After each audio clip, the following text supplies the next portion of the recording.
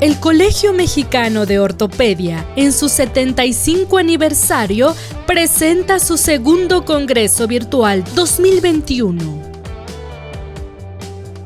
El doctor Antonio Hurtado Padilla es cirujano ortopedista. Cuenta con posgrado en cirugía de columna por el Instituto Mexicano del Seguro Social, Lomas Verdes.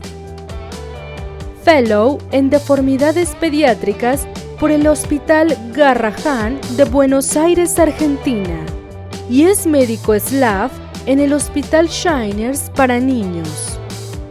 El doctor Antonio Hurtado nos hablará de cómo flexibilizar una columna en escoliosis idiopática. Hola, agradezco la invitación a participar en este evento. El tema que voy a exponer el día de hoy es cómo flexibilizar una columna en el tratamiento de la escoliosis idiopática. Esto lo vamos a hacer explicando el tema de las osteotomías. En cuanto a la escoliosis idiopática, muchas veces utilizamos el tratamiento quirúrgico como la mejor alternativa. Para determinar qué tipo de tratamiento quirúrgico requiere, pues debemos de conocer qué tipo de curva tenemos y la magnitud de la misma. Esto quiere decir que pues tenemos que evaluar bien al paciente, medir nuestras radiografías y hacer algunas determinaciones para elegir el tratamiento correcto.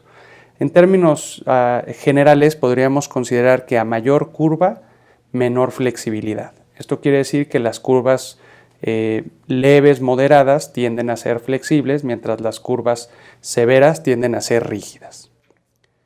Entonces, para determinar si vamos a utilizar osteotomías y qué tipo de osteotomías son las que nos van a dar el mejor resultado, pues hay muchas consideraciones que debemos de tomar en cuenta, pero yo creo que estas tres son las más importantes. Uno, ver qué tipo de deformidad tenemos, porque esto nos puede llevar a escoger una u otro tipo de osteotomía. La magnitud de la curva, esto es medido por el ángulo de Cobb, y la flexibilidad.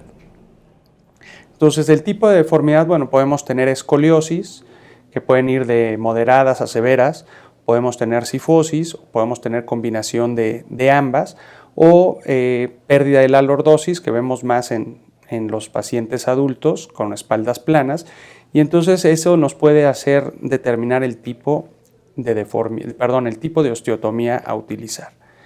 Debemos de medir de forma adecuada nuestra curva con el ángulo de Cobb, tomar en cuenta el ángulo proximal o el Cobb de la torácica proximal, la torácica principal y la toracolumbar para clasificarla y decidir cuáles son las curvas que vamos a incluir en nuestra instrumentación. Y una parte muy importante es que determinemos qué tan flexible o qué tan rígida es esa columna.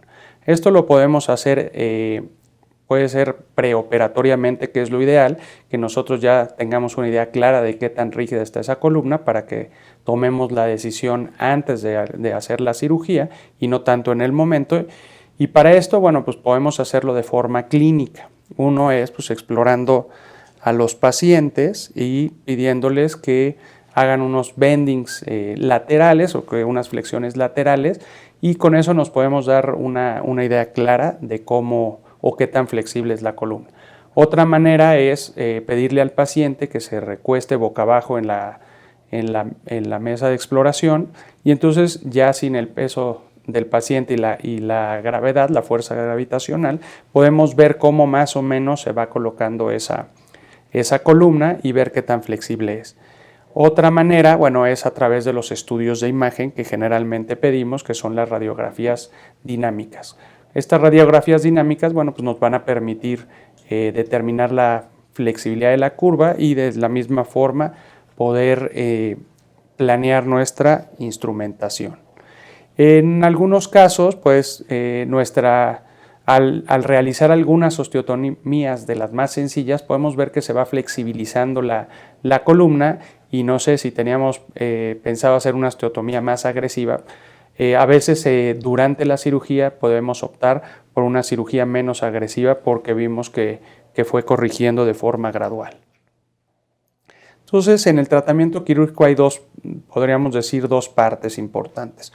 Uno, que es la colocación de los tornillos transpediculares, que esto es lo que le va a dar la estabilidad a la columna y sobre todo a las osteotomías. Entonces, hoy por hoy, la herramienta más utilizada es el tornillo transpedicular, porque es el que nos permite el mejor agarre a la columna y con el cual, con ese agarre y con el tornillo vamos a poder hacer muchas maniobras, compresión, distracción, desrozación, etc. Y la otra parte son las osteotomías, que aquí, bueno, es donde es el trabajo artesanal, donde tenemos que tomar el tiempo necesario para hacer una adecuada liberación, cuidando del sangrado, cuidando las estructuras nerviosas, y lo más importante es que determinemos qué tipo de osteotomía vamos a utilizar. En términos generales, bueno, todas estas osteotomías se hacen por vía posterior, aunque pueden incluir la columna anterior de nuestras estructuras. En términos generales son tres: las osteotomías de la columna posterior, que esta engloba las osteotomías de Smith-Petersen y de Ponte, que a veces siempre ha habido un poco de controversia, o se utilizan indistintamente con el mismo nombre. Entonces, hoy día hablamos de osteotomías de la columna posterior, que estas son las facetectomías y las de Smith-Petersen o Ponte, en las cuales las de Ponte son a nivel torácico y las de Smith-Petersen a nivel lumbar.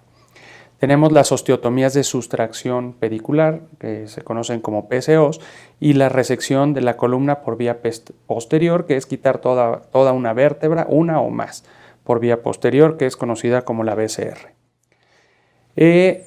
Para poder clasificar las osteotomías, el Dr. Schwab hizo esta clasificación, que es bastante sencilla, que la divide en 6 tipos de osteotomías, y del 1 al 6 nos va indicando 1, el grado de inestabilidad que vamos creando, donde la 1 es podríamos decir, la más estable y la 6 la más inestable, y de tal modo también es el grado de flexibilidad que vamos a adquirir, pero también va de la mano con la complejidad y las posibles complicaciones. Las 1 y 2 de la clasificación de Schwab pues es las que englobamos en osteotomías posteriores. La tipo 1 es una facetectomía simple que generalmente hacemos en el nivel del ápex, y esto pues tiene varias funciones. Uno, pues nos da algo de flexibilidad, nos permite tener stock óseo para la artrodesis y delimitar de forma adecuada la anatomía de la vértebra para poder colocar nuestros tornillos. Las tipo 2 pues es facetectomía de la superior y la inferior, también el ligamento amarillo, y es bilateral. Y esta, bueno, va a ser mucho más flexible, esta sangra un poquito más, y esta nos da entre 5 a 10 grados por cada nivel. Aquí vemos un ejemplo donde, bueno, ya están puestos los tornillos, después se hicieron las osteotomías y después cómo queda ya con la instrumentación y la corrección.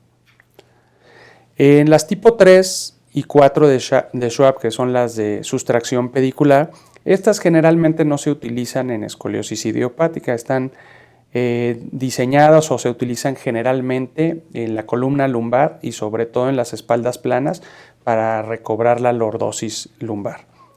En algunos casos, en escoliosis, utilizamos una técnica similar, que es una osteotomía asimétrica, donde quitamos solo un pedículo, y con este tipo de osteotomías podemos corregir la escoliosis. Este es un caso donde tenía una curva importante, severa, se colocaron unos tornillos y se hizo el corte. Aquí se alcanza a ver el escalón, y en un segundo tiempo ya se hizo la corrección, y vean cómo al dar la compresión cambia la posición de los tornillos, se cierra la osteotomía y se logra la corrección.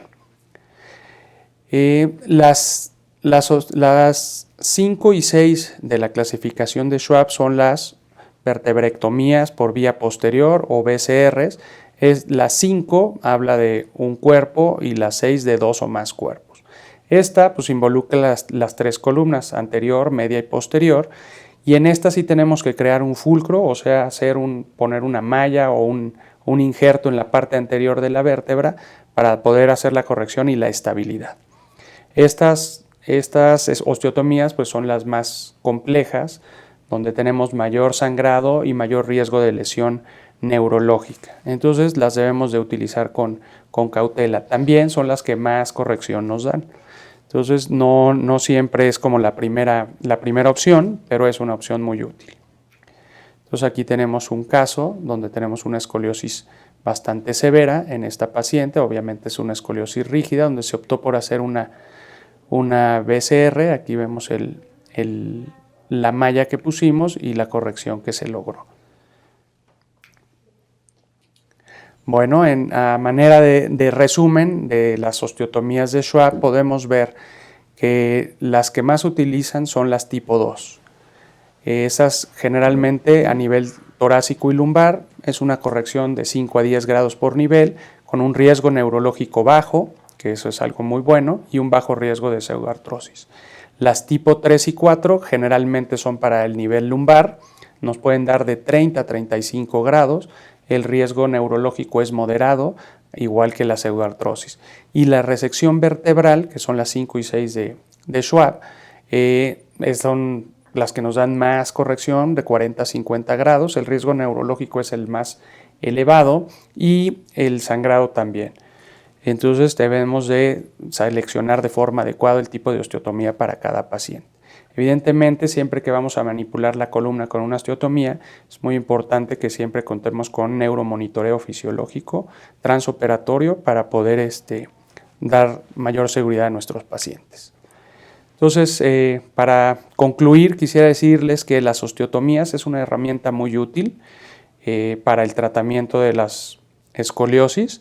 Es muy importante que determinemos qué tipo de osteotomía vamos a utilizar, que siempre deben de ir acompañado de tornillos transpeliculares y, como les mencioné, el neuromonitoreo transoperatorio es mandatorio. Muchas gracias por su atención.